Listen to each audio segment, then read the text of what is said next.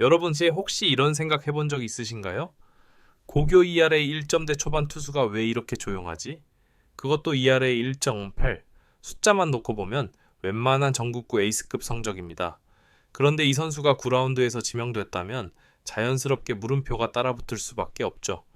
오늘 이야기의 주인공, 삼성에 숨겨진 사이드암 투수 박시원입니다. 박시원의 이름은 화려하게 알려진 적이 거의 없습니다.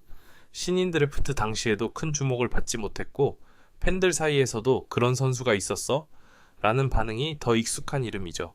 하지만 고교 시절 기록을 들여다보면 이 선수는 절대 평범하지 않았습니다. ERA 1.08, 단순히 운이 좋았다고 치기엔 너무 안정적인 숫자였고 실제로 경기 내용도 그랬습니다. 그런데 왜 9라운드였을까요? 이 질문의 답은 박시원의 투구 스타일에서 시작됩니다. 바로 사이드암. 고교 무대에서는 타자들이 쉽게 적응하지 못하지만 프로에 오면 평가가 극단적으로 갈리는 유형이죠. 프로에서 통할까? 라는 의심이 항상 먼저 따라붙는 스타일입니다. 여기에 구속이 엄청 빠른 타입도 아니었고 체격 조건도 드래프트 상위권에서 선호하는 그림은 아니었습니다. 결국 박시원은 잘 던지긴 하지만 검증이 필요하다는 평가 속에서 뒤쪽 라운드로 밀렸습니다. 화려한 기대 대신 조용한 시작이었죠. 하지만 이게 박시원 커리어의 첫 번째 특징입니다. 늘 조용히 눈에 띄지 않게 시작했다는 것. 프로에 입단한 뒤에도 마찬가지였습니다. 당장 1군에서 쓸 수 있는 카드로 분류되기보다는 시간을 두고 지켜보자는 쪽에 가까웠습니다. 사이드암 특성상 타자 유형에 따라 기복이 있을 수 있고 몸 관리도 중요하다는 판단이었죠.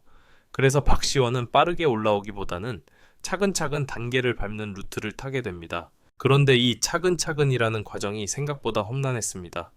기대와는 다르게 몸이 먼저 버티지 못했습니다. 크고 작은 부상이 겹치면서 리듬이 계속 끊겼고 막 감각이 올라오려는 순간마다 다시 멈춰야 했습니다. 팬들 기억 속에서 그의 이름이 사라지기 시작한 이유이기도 합니다. 그리고 결정적인 공백, 군 복무. 이 시점에서 많은 유망주들이 완전히 잊혀집니다. 이미 주목받던 선수도 군대를 다녀오면 자리를 잃는 경우가 많은데 박시원처럼 원래부터 조용했던 선수라면 말할 것도 없죠. 이름이 언급되지 않는 시간이 길어질수록 기대는 자연스럽게 사라집니다. 하지만 중요한 건 이 시간 동안 박시원이 포기하지 않았다는 점입니다. 화려한 재활 스토리도 없고 SNS에서 각오를 다지는 모습도 거의 보이지 않았지만 그는 꾸준히 자기 몸과 투구를 다시 만들고 있었습니다. 특히 사이드암 투수에게 가장 중요한 하체 안정과 릴리스 포인트를 다시 잡는 데 집중했다는 평가가 나옵니다. 여기서 박시원의 진짜 무서운 점이 드러납니다. 이 선수는 애초에 힘으로 누르는 투수가 아니었습니다. 각도, 타이밍, 그리고 타자의 시야를 흐트러뜨리는 능력이 강점이죠. 이런 유형의 투수는 시간이 걸리지만 완성도가 올라가면 생각보다 오래 갑니다. 그래서 삼성 내부에서도 박시원을 완전히 놓지 않고 지켜봤다는 이야기가 들립니다. 그리고 이제 시간이 흘러 2026년이 다가오고 있습니다. 이 숫자가 박시원에게 갖는 의미는 분명합니다. 다시 기회를 받을 수 있는 타이밍이자 동시에 이제는 보여줘야 하는 시점이기도 합니다. 더 이상 고교 성적이나 잠재력만으로 기다려주기엔 시간이 충분히 흘렀죠. 하지만 반대로 말하면 지금이 가장 위험하면서도 가장 흥미로운 구간입니다. 기대가 낮아진 상태, 주목도 크지 않은 상황. 이건 선수에게 엄청난 자유를 줍니다. 실패해도 그럴 수 있지라는 시선, 성공하면 이런 카드가 있었어? 라는 반전. 박시원은 지금 딱 그 자리에 서 있습니다. 그래서 이 이야기는 단순한 유망주 미담이 아닙니다. 고교 ERA 1.08이라는 숫자가 다시 의미를 갖게 될지 아니면 정말로 고교 시절에만 반짝했던 기록으로 남을지 그 갈림길이 바로 2026년입니다.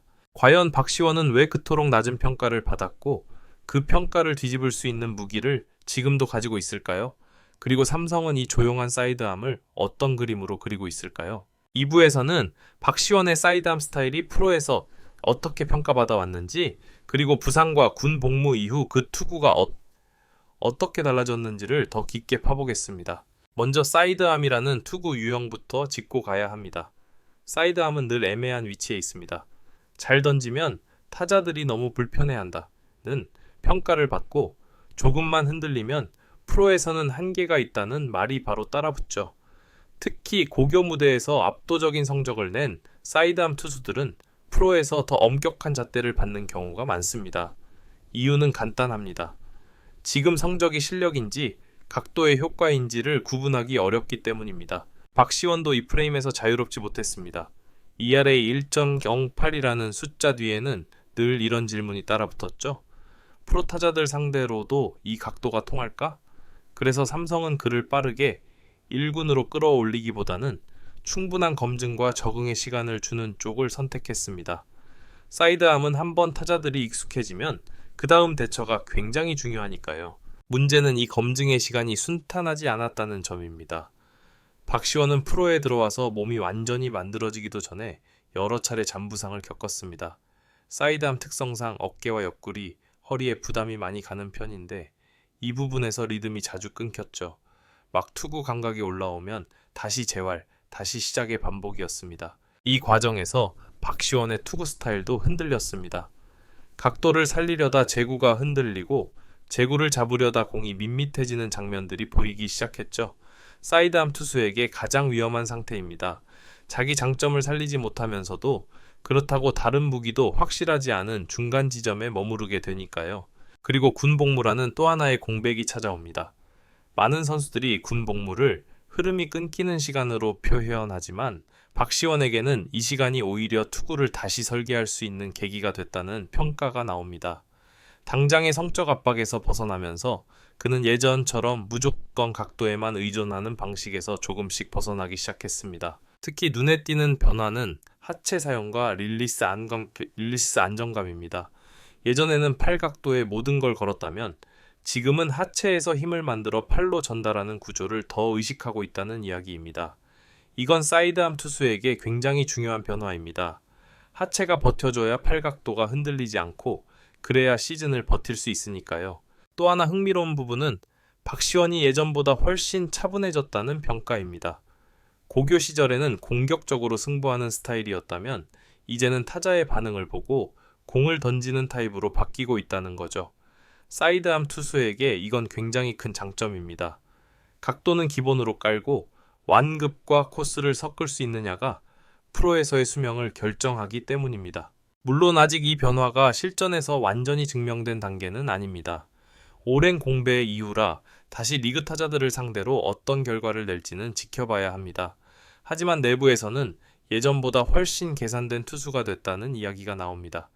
무작정 찍어 누르기보다는 상황을 읽는 쪽으로 방향을 잡았다는 거죠. 삼성의 시선도 여기서 갈립니다. 예전에는 박시원을 특정 타자 상대로 쓰는 카드 정도로 봤다면 이제는 활용 범위를 넓힐 수 있을지 검토하는 단계에 들어갔다는 겁니다.